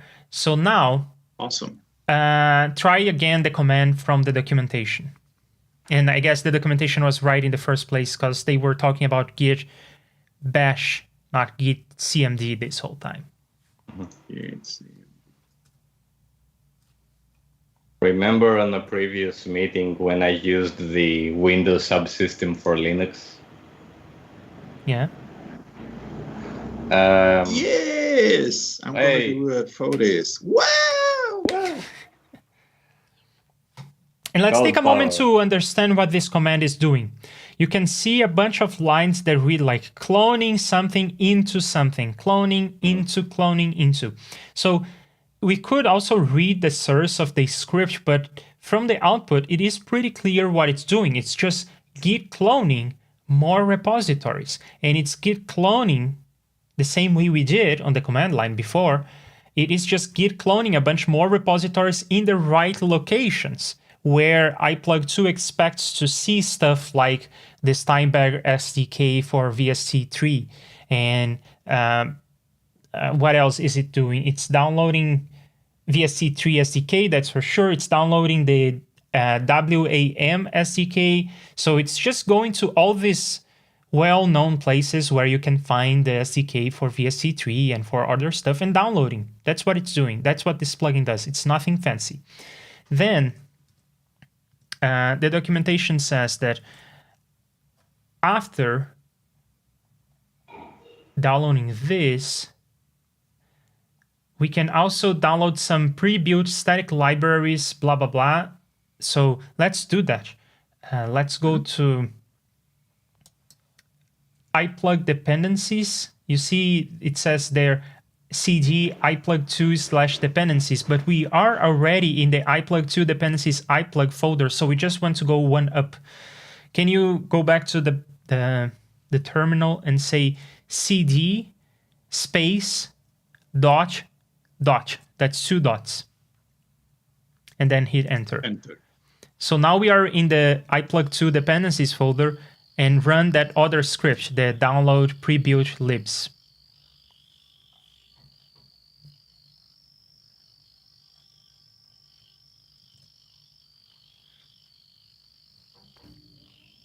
It's And like working in BIOS or something. yeah, it is, again, just downloading stuff. This time it's not Git cloning, it's downloading using curl and then inflating a tarball. But again, it's just downloading other projects. Inflating a tarball? Sorry? A tarball is like a zip. So it's like unzipping a file. Yeah. This is Okay. Linux speak. Tar dot, It tar sounded dot weird. BZ. It does sound weird when you hear it the first time, yeah. Yeah. But there is a reason for this. So back in the day, when you wanted to transfer several files, it would be annoying to have to upload each file to something like, let's say, an FTP server. So people came up with this format called TAR. It stands for Tape Archive. Because it is an archive that represents a tape, where the tape would have multiple files in different sections of the tape. So it's a tape archive. So you would get this single file that you could inflate into several files. And then people thought, okay, but transferring this whole file is a waste of resources. Why don't we compress?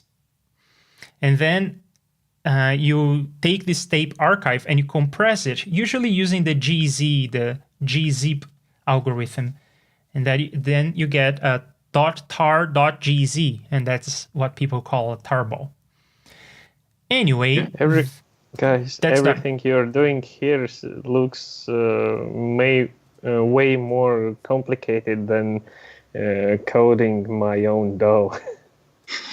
Yeah, and I don't think I even did all this when I installed Iplug myself, but I'm using Windows. I think I only ran the dependencies the duplicate.py file from a Python command line. yeah, that's actually an interesting point. When I saw this, I have done something like this for about 20 years at this point. So I saw this and I was immediately like, oh my God, this installation is so straightforward. But now that I am going through the process and explaining it to you all, I can see why it's not straightforward. It's not at all straightforward. So yeah, maybe it's something that we could contribute. It's probably a relatively straightforward contribution to simplify the installation process. For one thing, instead of having 2 commands that you need to run, we could have just one. And perhaps it could be something that has some kind of user interface beyond the terminal. Anyway, I guess that's what Producer is. By the way, an interesting thing that you can see right here is that one of the dependencies of Iplug is Faust. And Faust is a language that can be used for DSP, and I've heard that it is quite powerful. So you can create synths inside Iplug using Faust. Yeah. Cool. Did I get you right, Leandro, that you wanted to make an interface, or sort of an interface, an installer that did all what we just did? Yeah, something that simplifies this process. I guess Ollie has a solution for this that is not using your computer at all. So you don't have to go through the installation process. He has this whole setup on something called GitHub Projects, I think.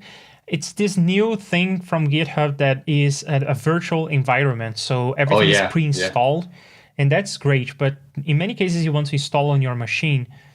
So perhaps simplifying this installation process is something we could work on as a contribution to Iplug 2. Anyway. Yeah, that would be cool. Love to do that. It seems like we installed everything, and for good measure, I say that we close and reopen Visual Studio because Visual Studio tried to open the solution, but maybe it didn't find some of the dependencies that we have just installed. So just in case, let's close and reopen, and then we should be able to build. So how, again, me with PCs and Windows, how do I actually know that it's closed and properly closed? And well, we don't see it on the taskbar manager at the bottom. So okay. Or you can right-click on the Windows icon on the taskbar and run the task manager to make sure. The thing is, I don't I can't see the taskbar now that Skype Oh, is up. okay. Or you can press Alt Control Delete. Anyway. Alt Control Delete. Isn't that like killing it? No, Anyways. it actually it takes you to a menu and then you Yeah. you check Task Manager. Okay. I think it's also possible with Control Shift and Tab. Anyway, let's go to iPlug. Yeah, So, it's already there on the list of recent projects, so you can go there. So this title of the live stream was right. We have gone on numerous tangents. All right, click on VSC3, where that's the project we want to compile, and then let's hit play. Yeah, that's how you do it, right, Fotis? You have more experience doing this. I think it's the play button, the green button at the top. I usually go to build and then click on build solution, but be careful because it says Win32 right there. You may want to change it to Win64 first. Yeah, that's it. Oh, good point. Yeah. And then go to build, and you can actually build the VSE3 itself if you scroll down. Yeah, instead of building the whole solution, which is going to build the standalone, the VSC2, the AAX, just build this one project. Yeah. So is it building now? Yes, on the bottom, you can see a blue bar that says build started. And there is also a little animation to the right on the same blue bar. Oh, yeah. All right.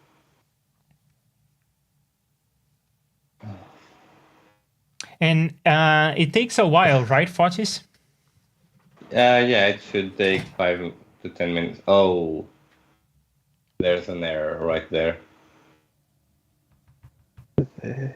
What? Do I need to restart when I change from 32 to 64? No, I don't think so. No, I don't think. No. Something happened with the dependencies. It doesn't find the SDK apparently. Maybe it didn't download it at all. Maybe you have to go to Steinberg's site and download the SDK yourself. No. That's not necessary. I have been through this before. Not this error, but I am pretty sure that the SDK has been installed. Okay. But let's try to make sense of what is wrong here. So, welcome to programming, Bo. Oh, yeah, absolutely. Yay. Thank you very much. Welcome. I'm happy to be here. Well, the command, the error message mentions VSC3.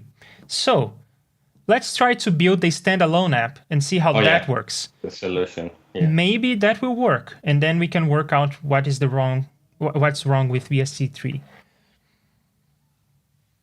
Yeah, the part it's like marketing. One of the things, or designing, you should know this, Fotis. One of the things you're not doing is designing. You're just fixing things. Yeah. It's all logistics and boilerplate and that's what you're spending. Okay, your time build succeeded. Oh, awesome. Sweet. Let's try to run this standalone app. Where is it? Where is it? Well, maybe Visual Studio will give you some indication of where it is. Wait, right-click on the app and pick Find in Explorer, something like that. Yeah, that's what I was gonna say. Yeah, you can find this in Explorer. Open folder in File Explorer. Yeah, there it is. Oh, there we go. Can you check on those folders? Maybe it's in there. No, I think you need to go up because the Xcode project is for Xcode. So just go up on folder and then let's go to build. Probably build win. No? Probably build win. Yeah. Okay. Oh, there it is. Yeah. By the way, this one? Well, yeah, if you want to make your life easier, there is an option on the Windows File Explorer that allows you to see the extensions of the files. If you go up on the View tab, If you go a bit up with your mouse, there is view. Oh, that. There it is, yeah. Where is the file name extension, since it's on the right? Yeah, now you can see that it's a .exe. And it also built a VST3. Yeah, it seems like the error message we got was on a post build. There was a post build mentioned there, so perhaps it built the VST3 and then it tried to do some cleanup, some other thing, and failed then. But in any case, we do have an app, a standalone app that we can run. And there it is, it's a gain knob. It looks familiar. It works. Yay! And as for the VST3, it may have built correctly and then failed at some later point in the process when doing some kind of signing, cleanup, I don't know. So, Bo, do you know where you have VST3s in your Windows installation? Do you know where your VST3s are? I have no idea. I downloaded the SDK some time ago. No, I'm not talking about the SDK. No, I'm talking about for instance, you installed a VST3 that you love from FabFilter. You installed a VST3 from Tokyo Down Labs. And where is that VST? Do you know where that file lives? I have zero idea. I've only used Reaper on the PC and strictly like the Reaper native stuff on. Fair enough. Go to program files. Yeah, I was going to say that because Tail is giving the answer to us here on the chat. And his guess is pretty good, actually. Probably that post-build step that actually failed perhaps was trying to copy the VST3 into the right folder, the thing that we are going to do manually now, but failed because of some user permissions that were lacking. No, wait, you went into the x86 folder. That's the wrong program files. Go up. The same problem was with the JUCE. Common files. When we was trying to build for first time. There it is. This is where Reaper usually... I remember. So, you have Bertum and the Modo base. Yes. So what you need to provide Mr. Yeah, just click continue. Tail was right. We had to have this kind of permission. Oh, yeah. We had to have admin permission, and Visual Studio, that script that was running, didn't know how to ask for your permission, the same way that the File Explorer knows how to ask for your permission. All right, so the VST3 is in place. Open Reaper. Visual Studio? Is that a setting in Visual Studio? I have no idea. I think you can actually right-click on the Visual Studio and pick Run as administrator. That's heavy-handed, but probably works. Right, so do you have plugins scanning and load as usual, or did you change this setting? Oh, you have to go to the preferences and check the paths. Rescan plugins. Yeah, I was going to say that you can just try to rescan plugins. Go back to trying to add an effect. Right-click and then scan for new plugins. What's it called, though? Is it Iplug effect? Iplug Chucho?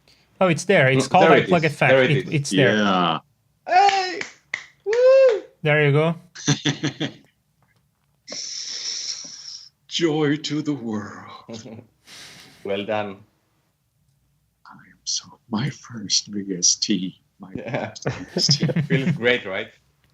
It's completely 100% linear. Yeah, and it's yours. It's your baby. No aliasing. Yeah. No digital. It has anti-cramping. Maybe you could create a plugin version of your Hull algorithm. I really liked that filter. Yeah, that's the plan. I'm really into smoothing algorithms. And the fudge one, yeah. Yeah, fudge, and I've got a couple of other ideas that I want to try. Nice. Right, and do you know where you need to do that in the code base? I want to say yes, but that would would be presumptuous.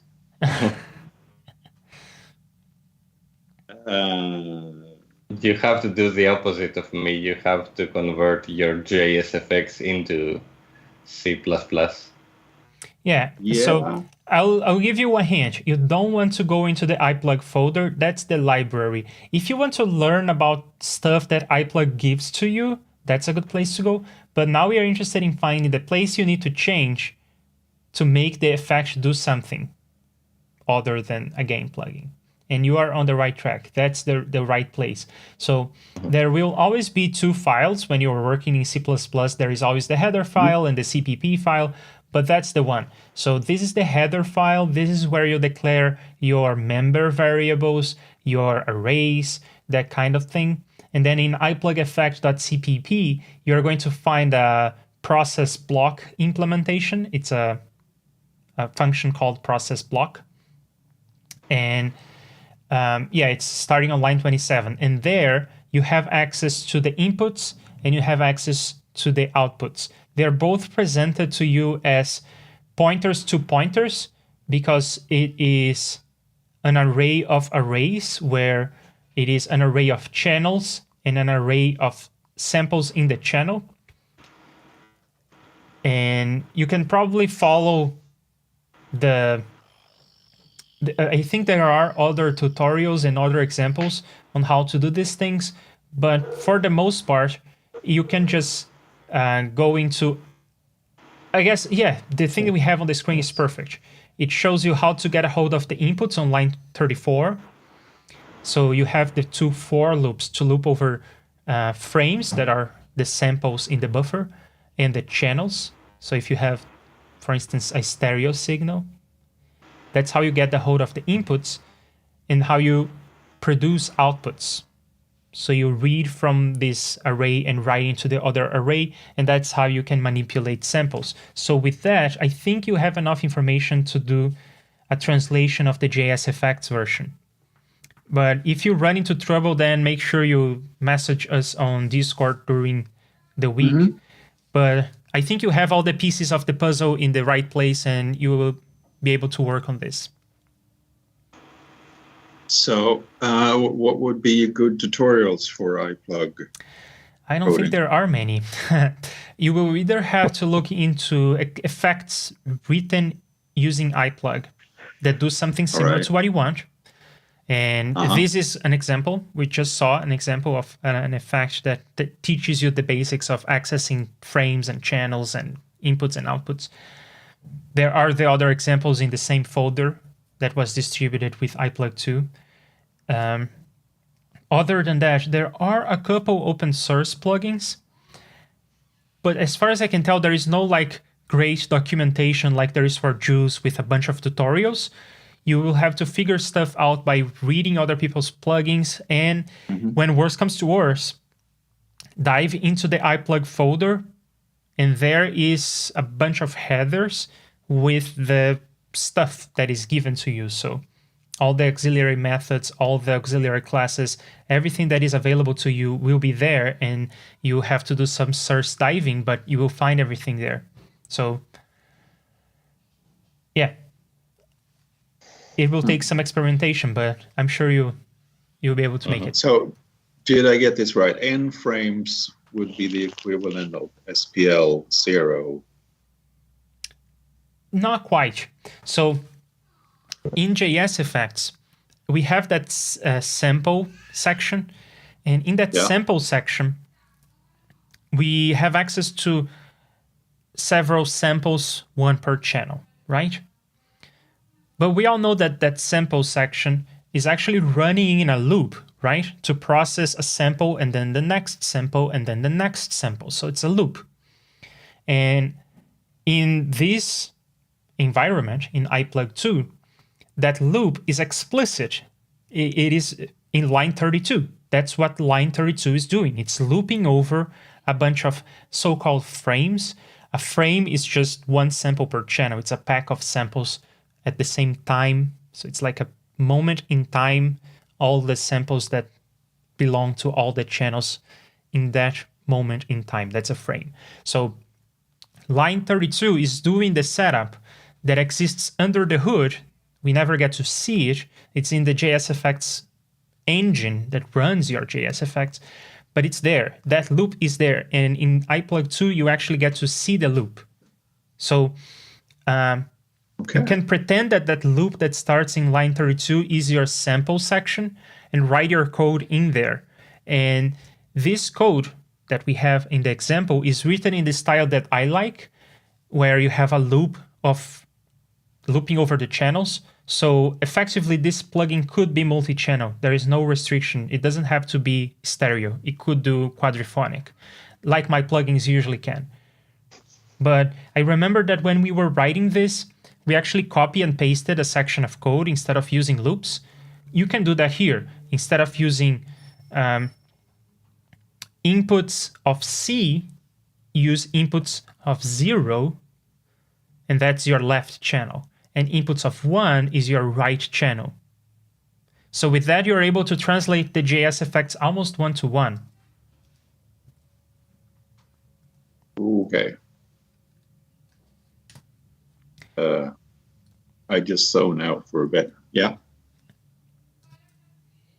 Okay. I'm happy that I've gotten this far. So. Yeah, congratulations. It's always Congrats. a good first step to at least be able to compile and run the whole thing. Yeah. So, Fotis, when you changed the interface to blue UN into the, because yours was blue, right? Something. Yeah. I went to the header, if I'm not mistaken, the H file. It's been a while since I did it. The Iplug effect.h, I think that was the one. No, it was the CPP. No, it was the CPP. Yes, the CPP file. Yeah, one important thing is that you never That's want the to H file. change. You may want to look at, but you never want to change the contents of the iGraphics folder, of the Iplug folder, of the resources folder, the external dependencies. Those are all third party. They are all like the implementation of Iplug itself, and you don't want to change the implementation of Iplug itself. You want to change your plugin. So if you want to read and learn about stuff, you can go into those folders, but never go there if you want to like change the color of something. It's never the right place to go. Yeah. So you can see there it says color gray. Yeah, it says color gray on line 17, and I changed it to color blue. And then I changed hello Iplug to hello whatever, to Dom, which is Dominic. And then Dominic actually created his own fuzz distortion pedal using Iplug. And it's pretty good. Cool. So yeah, you don't have to change anything on that. I think that's a good one. I think I also created some more knobs. The attach. No, where it is the code about the knobs. I think it's line 8. No. But yeah, you're gonna find it. It's pretty simple enough. Yeah, in your header file, there will be this constant gain, the K gain. It's defined there. And then in line 29, you can see how it's getting that parameter. K gain is in line 9 in the header file. And in line 29, you can see how to get stuff from that slider. And in line 8, you can see how that slider is being rendered into the user interface. So you have to declare it in the header for it to exist, and then you have to wire it into the interface like in line 8, and you have to get its value like in line 29. So that's how you add more knobs.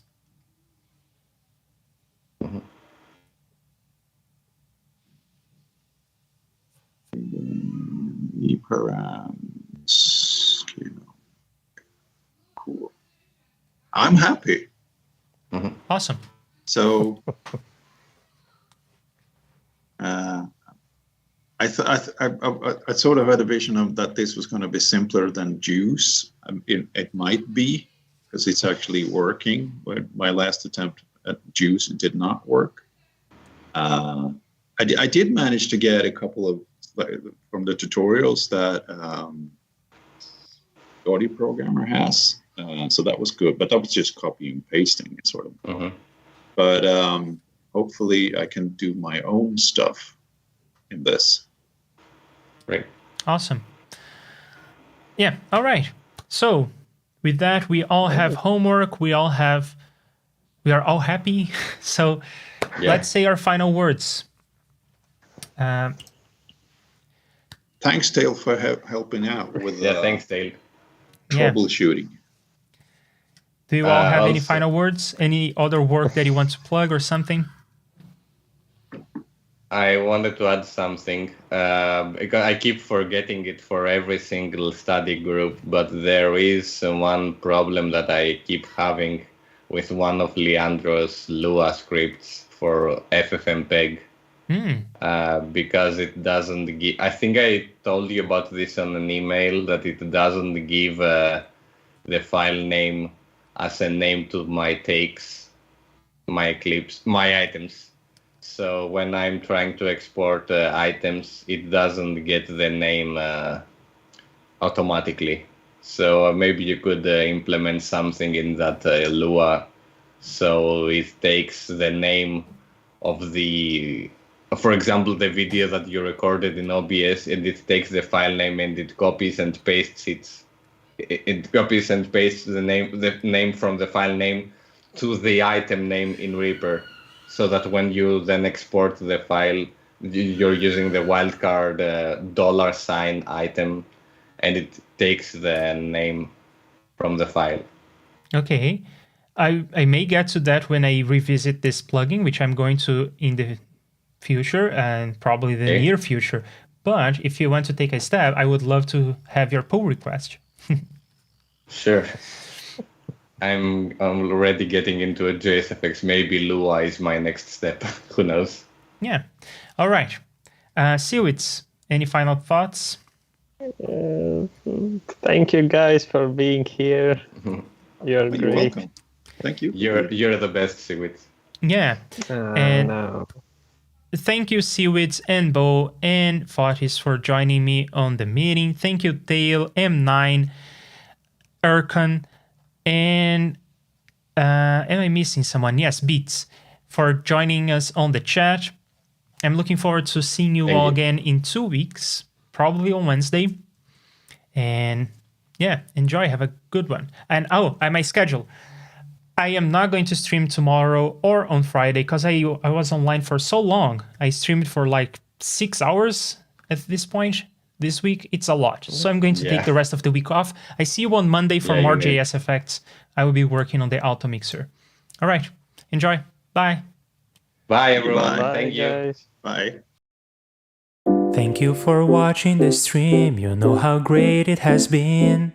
Or maybe it sucked, and I am glad that you stuck with me. And soon we'll all be back together for some more coding or talking or chilling.